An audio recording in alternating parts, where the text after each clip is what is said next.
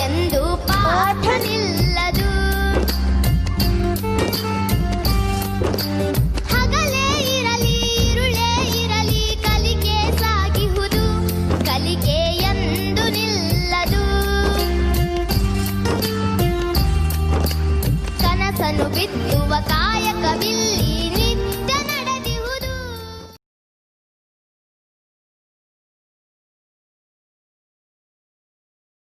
सभी को नमस्कार। वर्धा ज्ञान वाहिनी यूट्यूब चैनल क्षेत्र शिक्षा अधिकारी कार्यालय हावेरी प्रस्तुत कक्षा 10वीं विषय हिंदी। मैं बांदेकर एसबी, हिंदी भाषा अध्यापक चमतो सरकारी माध्यमिक विद्यालय गलगनाथ, तहसील और जिला हावेरी। तो बच्चों, आज मैं आपको एक कहानी सुनाने जा रहा हूँ। इसके लिए पहले आपको मैं चित्र दिखाता हूँ। यहाँ पर देखिए 3 चित्र हैं। तीनों चित्र में बंदर आपको दिखाई देता है। और बंदर क्या कर रहा है देखिए। पहले चित्र में वह रस्सी पर चढ़ रहा है, तो दूसरे चित्र में एक टहनी पर चढ़ रहा है, तीसरे चित्र में वह एक खंबे के ऊपर चढ़कर बैठा है। अब चौथे चित्र में वहाँ पर एक कौवा अपने घोंसले के साथ दिखाई देता है। पांचवें चित्र में 3 बंदर गुमसुम चुप बैठे हुए दिखाई देते हैं। और छठे चित्र में तीनों बंदर बारिश में भीग रहे हैं। तो इस पर एक कहानी तैयार करनी है छात्रों। अब मैं आपको समय तो नहीं दे सकता, इसलिए मैं ही कहानी सुनाता हूँ। गर्मी के दिन है, बंदर एक पेड़ से दूसरे पेड़ के ऊपर, एक ही पेड़ की एक टहनी से दूसरे टहनी के ऊपर कूद रहा है। फल खा रहा है, अमरूद, आम, ऐसे अनेक फल खा रहा है। नदी का पानी पी रहा है और थोड़ी देर बाद वह आराम से चैन की नींद लेता है। ऐसा ही उसका क्रम चल रहा है। लेकिन एक दिन जोर की हवा बहती है और कौवे का घोंसला जमीन पर गिरता है। कौवा तब क्या करता है, हवा जाने के बाद एक एक लकड़ी का टुकड़ा लाकर फिर से घोंसला बनाता है। तो वह कौवा बंदर को कहता है, भैया तुम भी अपने लिए घर बना लो, क्योंकि अभी बारिश आने वाली है, बारिश के दिन आने वाले हैं, तुम भीग जाओगे। चल हट, मुझे मत बता, तू अपना काम कर, मैं तो ऐसे ही आराम से ज़िंदगी काटूंगा। पेड़ पर चढ़ूंगा, फल खाऊंगा, नदी का पानी पीऊंगा और आराम से सो जाऊंगा। ऐसे कहता है तो बंदर वहाँ से चला आता है, इधर उधर घूमता है, अपनी ही मस्ती में वह जीता है। लेकिन अगले ही दिन बारिश शुरू हो जाती है और बारिश में बंदर भीगने लगता है। बंदर भीगता है, तब उसे कौवे की बात याद आती है। कौवे ने मुझे कहा था कि भैया तुम घर बांधो, मैंने उसकी एक बात नहीं सुनी, मैंने समय का सही उपयोग नहीं किया, तो ये मेरी गलती है। अब मैं घर बांध नहीं सकता, तो बारिश में मुझे भीगना पड़ेगा और दुख झेलना पड़ेगा।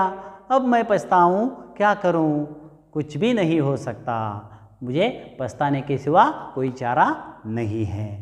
तो बच्चों, समय बहुत ही मूल्यवान चीज़ है, समय का हमें सदुपयोग करना चाहिए।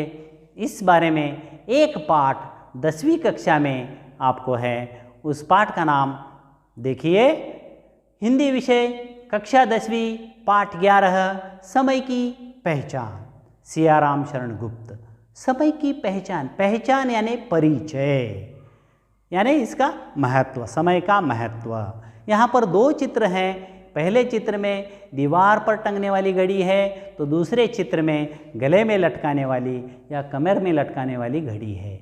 ये हमें क्या करते हैं, समय का वह महत्व बताती है, समय हमें दर्शाती है। अब कितने बजे हैं यह हमें बताती है। तो देखिए, पहले इस कवि का परिचय पाएंगे। कवि का भावचित्र देखिए। कवि का नाम सियाराम शरण गुप्त, जन्म 4 सितंबर 1895 ईस्वी में मध्य प्रदेश के झांसी जिले के चिरगांव में हुआ। यानी इनका गांव मध्य प्रदेश में है, झांसी जिले में है और चिरगांव में है। पिता का नाम सेठ रामचरण कनकने, माता का नाम कौशल्याबाई, बड़े भाई का नाम राष्ट्रकवि मैथिली शरण गुप्त।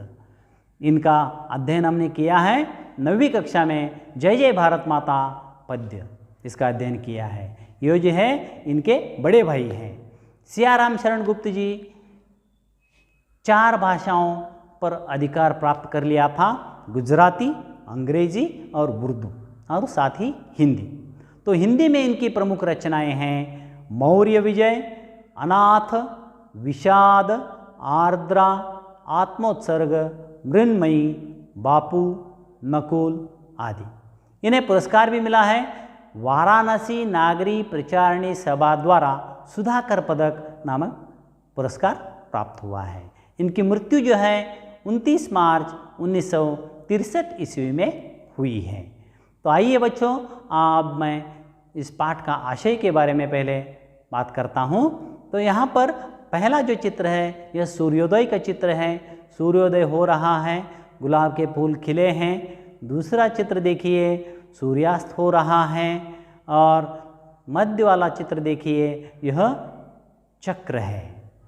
तो देखिए सुबह होती है, फूल खिलते हैं, पशु पंछी जाग जाते हैं, हम सब काम करने लगते हैं। दोपहर होती है, शाम होती है, फिर रात होती है, फिर से सुबह होती है। तो ये हमेशा ऐसा चक्र चलता रहता है। सूर्योदय, सूर्यास्त, फिर सूर्योदय, यानी सूर्योदय के बाद फिर से सूर्योदय होने में 24 घंटे लगते हैं। और भगवान हमें इस 24 घंटे में 86,400 सेकंड्स हम सभी को समान रूप से देता है। और यह समय बहुत अनमोल है, उसका महत्व धन से भी ज़्यादा है।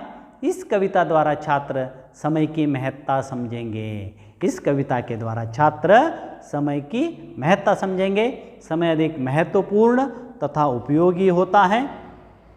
समय को जो अपना सच्चा साथी बना लेगा वह अपने काम में सफल होगा। यानी समय के साथ हमें मित्र की तरह व्यवहार करना चाहिए। मित्र के साथ हम प्यार से बर्ताव करते हैं, सम्मान करते हैं, उसी तरह समय का भी सम्मान करना है। समय को भी प्यार से निभाना है। हमें काम करने का जो अवसर प्राप्त होता है उसे व्यर्थ नहीं जाने देना चाहिए। हमें जो काम करने का मौका मिलता है उसे व्यर्थ नहीं गंवाना चाहिए। ऐसा संदेश इस कविता में दिया है। तो समय की पहचान सियाराम शरण गुप्त। देखिए पद्य यहाँ पर है, पद्य का वाचन कर सकते हैं या पद्य को हम गा भी सकते हैं। उद्योगी को कहाँ नहीं सुसमय मिल जाता, समय नष्ट कर कहीं सौख्य कोई भी पाता। आलसी यह करा रहा है सभी बहाने, जो करना है करो अभी कल हो क्या जाने। पा सकते फिर नहीं कभी तुम इसको खोके, चाहो तुम क्यों नहीं चक्रवर्ती भी होके। कर सकता कब कौन द्रव्य है इसकी समता, फिर भी तुमको नहीं जरा है इसकी चिंता। समय ईश का दिया हुआ अति अनुपम धन है, यही समय ही अहो तुम्हारा शुभ जीवन है। तुच्छ कभी तुम नहीं एक पल को भी जानो, पल पल से ही बना हुआ जीवन को मानो। करना है जो काम उसी में चित्त लगा दो, आत्मा पर विश्वास करो संदेह भगा दो। ऐसा सुसमय भला और कब तुम पाओगे, खोकर पीछे इसे सर्वथा पछताओगे। ऐसे हम गा भी सकते हैं और इसका वाचन भी कर सकते हैं। तो आप भी अपनी मनपसंद गीत की धुन लगाकर इसे गा सकते हैं। तो इस पद्य में आइए नए शब्द और उनके अर्थ के बारे में जानेंगे। तो देखिए बच्चों, यहाँ पर उद्योगी ऐसा शब्द आया है। इसका अर्थ उद्योग यानी काम, उद्योगी यानी उद्योग करने वाला, यानी मेहनती, परिश्रम, परिश्रमी। मेहनत करने वाला मेहनती, परिश्रम करने वाला परिश्रमी। उद्योगी यानी मेहनत करने वाला। सौख्य यानी सुख। आलस्य कामचोरी। बहाना नाम मात्र का कारण, बात टालना। खोना गवाना। चक्रवर्ती सम्राट, बादशाह। द्रव्य धन, संपत्ति, संपदा। आगे देखें, अनुपम, बेजोड़, उपमा विहीन। अनुपम, जिसकी उपमा इसे न दी जा सके। बेजोड़ यानी जिसका कोई जोड़ न हो। उपमा विहीन, ऐसा अनोखा। तुच्छ, छोटा, क्षुद्र, अल्प। पल, क्षण, चित्त, मन, ध्यान, अंतःकरण। विश्वास, यकीन, भरोसा। संदेह, आशंका। सुसमय, अच्छा समय, उत्तम अवसर। सर्वथा, सदा, हमेशा, कायम।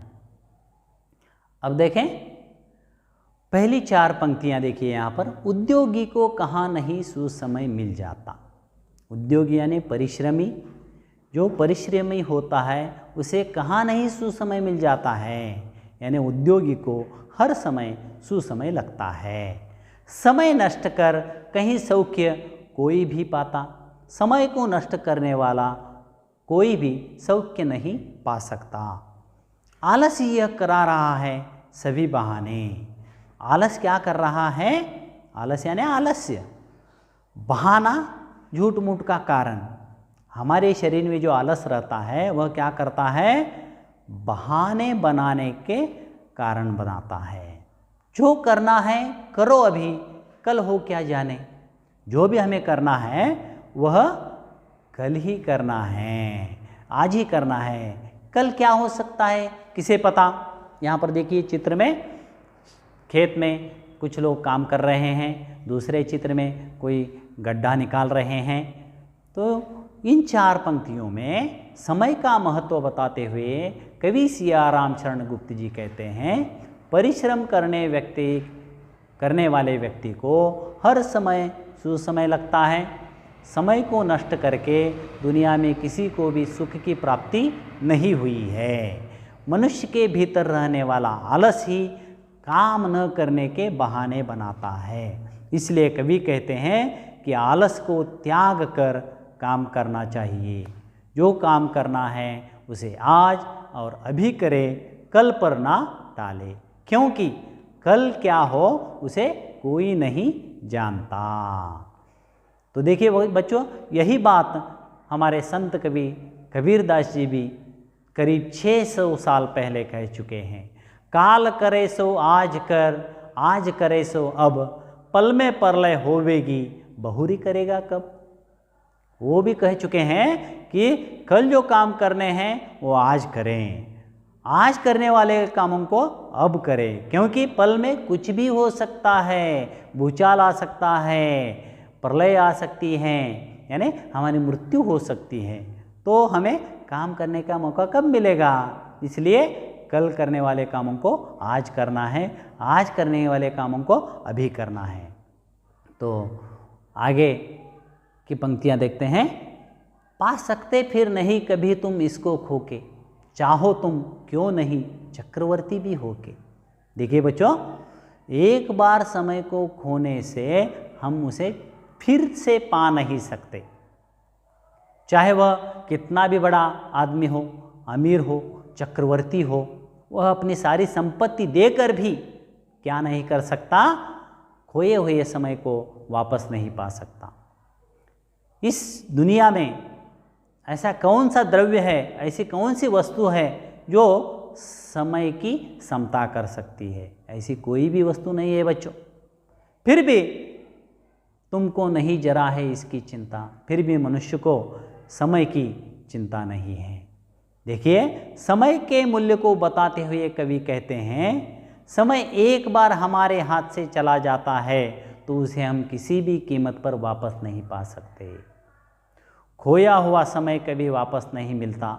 समय को नष्ट करने वाला भले ही चक्रवर्ती ही क्यों न हो, मतलब कोई राजा या चक्रवर्ती भी अपनी सारी संपत्ति लुटाकर भी बीते हुए समय को वापस नहीं पा सकता। देखिए, सोना, चांदी, हीरे, मोती, गाड़ी, धन, संपत्ति, ऐसी कोई भी वस्तु या द्रव्य समय की बराबरी नहीं कर सकती। लेकिन मनुष्य को समय की परवाह नहीं है, वह समय को नष्ट करता रहता है। तो यहाँ पर देखिए चित्र में सोने के बिस्कुट हैं। सोने के बिस्कुट ताजमहल है शाहजहां ने मुमताज़ के लिए बनाया हुआ, और तीसरा चित्र आलीशान कार गाड़ी का है। तो अगर शाहजहां चाहे तो ताजमहल देता हूँ और मुझे 1 महीने का जवानी का समय वापस लौटा दो, तो भगवान दे सकता है? नहीं। मेरे पास सोने के बिस्कुट है, मैं देता हूँ, मुझे 2 दिन पहले का समय वापस दे दो, तो भगवान दे सकता है? नहीं। मेरे पास आलीशान कार है, कार ले जाओ और मुझे 1 घंटे का समय दे दो, बीते हुए 1 घंटे का समय दे दो, तो यह हो नहीं सकता, क्योंकि खोया हुआ समय हम किसी भी कीमत पर पा नहीं सकते। चलिए आगे देखते हैं बच्चों। समय ईश का दिया हुआ अति अनुपम धन है। यही समय ही वो तुम्हारा शुभ जीवन है। समय जो है ईश्वर ने दिया हुआ अति अनुपम ऐसा धन है। यही समय ही क्या है, हमारा शुभ जीवन बनाता है। हमें जो अभी प्राप्त हुआ समय है वह आगे हमारा जीवन शुभ बनाता है। तुच्छ कभी तुम नहीं एक पल को भी जानो, पल पल से ही बना हुआ जीवन को मानो। एक पल को भी हमें तुच्छ नहीं समझना चाहिए, हीन नहीं समझना चाहिए, क्योंकि इस एक एक पल से ही हमारा जीवन बना है। तो देखिए इन पंक्तियों में जीवन में समय की महत्ता के बारे में बताते हुए कवि कहते हैं कि समय हमारे लिए भगवान का दिया हुआ अनुपम धन है। अभी मिला समय ही हमारा भाग्य शुभ बनाता है। इसलिए किसी एक पल को छोटा समझकर व्यर्थ नहीं गंवाना चाहिए। आज हमें जो सुसमय प्राप्त हुआ है उसके एक एक पल से हम अपने जीवन को शुभ और सुंदर बना सकते हैं।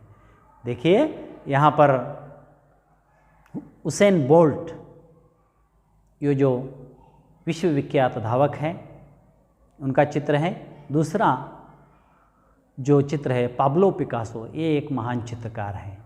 इन दोनों के जीवन के बारे में मैं कुछ बताता हूँ। देखिए ये उसेन बोल्ट जो है ये ओलंपिक्स में 3 बार 3 दौड़ की प्रतियोगिता में स्वर्ण पदक हासिल कर चुके हैं। 2008, 2012, 2016 में 100 मीटर दौड़, 200 मीटर दौड़ और 1 गुना 4 100 मीटर दौड़ यानी रिले में इन्हें स्वर्ण पदक प्राप्त हुआ है। एक बार नहीं, देखिए 3 बार। और इन्होंने 100 मीटर लगभग 8.5 सेकंड में दौड़ लगा चुके हैं और 200 मीटर 19.30 सेकंड में ये दौड़ लगा चुके हैं।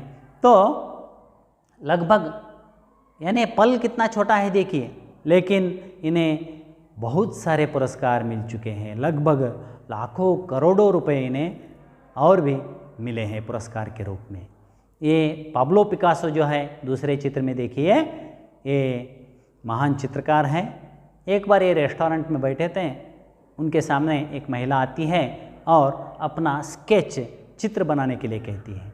पाब्लो पिकासो जी चित्र बनाते हैं, 2 मिनट में ही उसका चित्र बना के देते हैं।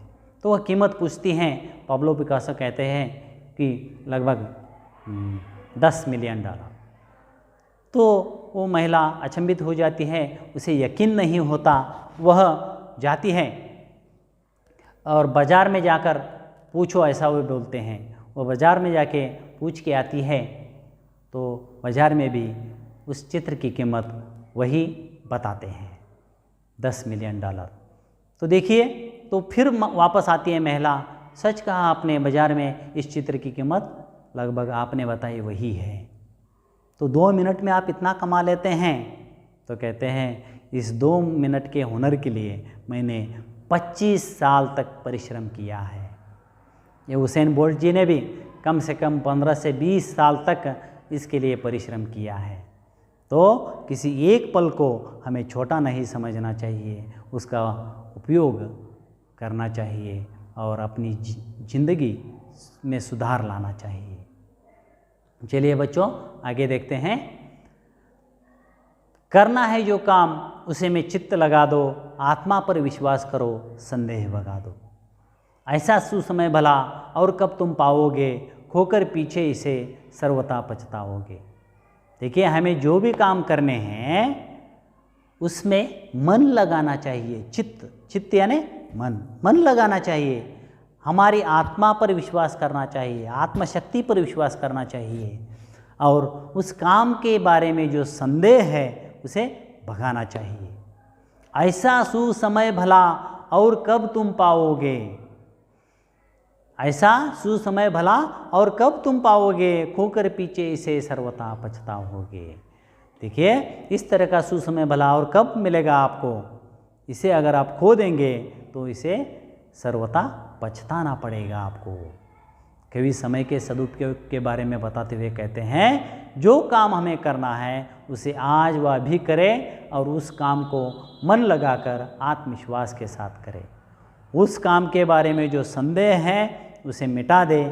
जो अवसर हमें प्राप्त हुआ है वही हमारे लिए सुसमय है। अगर हमने ऐसा सुसमय खो दिया तो बाद में जीवन भर सिर्फ पछतावा करना ही रह जाएगा। इसलिए पछताने से बेहतर है हम समय का सदुपयोग करें।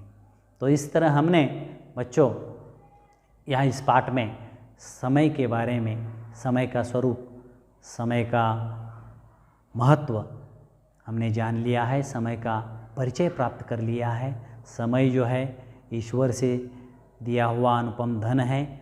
इसकी क्षमता कोई भी द्रव्य नहीं कर सकता है। एक बार खोने पर हम इसे पा नहीं सकते हैं। इसलिए हमें समय के साथ चलना है, चाहे वो हाथ में बंधी हुई घड़ी दिखाए या कोई बीच पर टंगी हुई घड़ी दिखाए। उस समय के साथ हमें चलना चाहिए, समय का आदर करना चाहिए। तो मैं समझता हूँ इस कविता का भावार्थ आपने जान लिया है, समझ लिया है। अब मैं अभ्यास के प्रश्न पूछता हूँ। देखिए, एक वाक्य में उत्तर लिखिए। यहाँ पर पहला प्रश्न है, कवि के अनुसार मनुष्य को सुख कब नहीं मिलता। तो उत्तर है बच्चों, देखिए, कवि के अनुसार समय नष्ट करने से मनुष्य को सुख नहीं मिलता। कवि किस पर विश्वास करने को कहते हैं? कवि आत्मा पर विश्वास करने को कहते हैं। बहाने बनाने का प्रमुख कारण क्या है? बहाने बनाने का प्रमुख कारण आलस ही है। समय किसका दिया हुआ अनुपम धन है? समय ईश का दिया हुआ अनुपम धन है। समय के खोने से क्या होता है? समय के खोने से पछताना पड़ता है। शाबाश बच्चों, जोड़कर लिखिए। देखिए, यहाँ पर अ विभाग में एक पहला उद्योगी, दूसरा आलस, तीसरा जीवन, चौथा समय, पांचवा द्रव्य। ब विभाग में सुख, अनुपम धन, समता, बहाना, पल पल, सुसमय। तो जोड़कर देखेंगे बच्चों। चलिए, उद्योगी क्या आएगा? उद्योगी सुसमय, आलस बहाना। हाँ, आलस, क्योंकि बहाना बनाने का मूल कारण क्या है? आलस है। जीवन पल पल से ही बना है। समय अनुपम धन है। द्रव्य, कोई भी द्रव्य समता नहीं कर सकता है समय की। ठीक है बच्चों, आगे देखेंगे। नीचे दिए गए शब्दों का शुद्ध रूप लिखिए। चक्रवर्ती, क्या आएगा शुद्ध रूप? चक्रवर्ती। दूसरा चिंता, चिंता। तीसरा नष्ट, सही क्या है? नष्ट। चौथा सर्वथा, सही उत्तर क्या है? सर्वथा। पांचवा संयम, सही उत्तर संयम। ठीक है बच्चों, आगे देखेंगे। 2-3 वाक्यों में उत्तर लिखिए। पहला प्रश्न है, मनुष्य के लिए सुख की प्राप्ति कब संभव है? तो आइए उत्तर जानेंगे। समय बहुत अनमोल है, उसका महत्व धन से भी ज़्यादा है, इसलिए समय को नष्ट नहीं करना चाहिए। आलस करना और बहाना बनाना छोड़कर मेहनत से काम करने पर मनुष्य को सुख की प्राप्ति होती है, संभव है।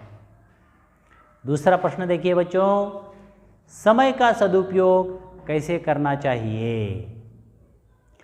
उत्तर देखें, समय अधिक महत्वपूर्ण और उपयोगी है। समय भगवान का दिया हुआ अनुपम धन है। मिले हुए समय को बहाना बनाकर आलस में व्यर्थ नहीं गंवाना चाहिए।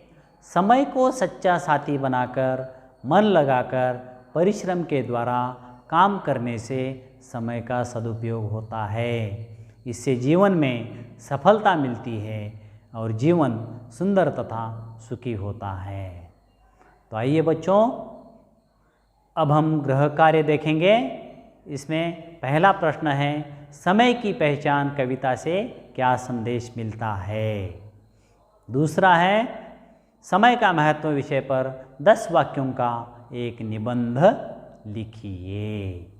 तो ये दोनों प्रश्नों के उत्तर आप लिखकर अपने अध्यापक या अध्यापिकाओं को दिखाइए। मैं समझता हूँ मेरा पाठ आपको समझ में आया होगा और इसके लिए सभी का धन्यवाद। नमस्कार।